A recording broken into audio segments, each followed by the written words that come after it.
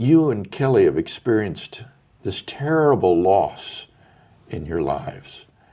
But listening to you hear this today, it doesn't sound as though this was a crisis in faith for you, that it occasioned doubts about the goodness of God or the existence of God. It sounds as though right from the time that policeman prayed with you that there was hope and comfort. Is that correct?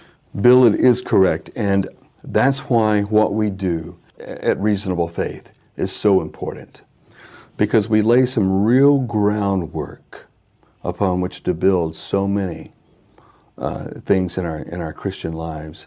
I found myself falling through every cliche I had ever heard or uttered. I found myself falling through my favorite scriptures and them shattering as I fell. And I found myself falling through all my philosophy and through everything in a free fall, but I find myself landing on my back on a 2.5 to 3 ton stone that was rolled away from the tomb, and laying there on that hope. And as we heal and recover, I don't know how long that will take. It does get better with time. So many have told me who've lost children. You'll never get over it, but it won't be as raw and sickening, and you'll be able to kind of build your foundation again and kind of get into the new normal.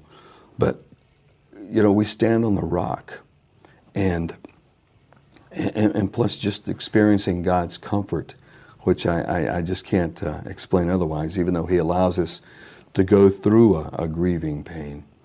I have wrestled with God, but I've always stood firm in the fact that I didn't have a crisis of faith. And it will rock your world. And if somebody does, that's understandable. And a lot of people who are very strong in the Lord get very angry at God. God, why have you asked me to do this? I know I will see Him again, but this is too painful and too hard.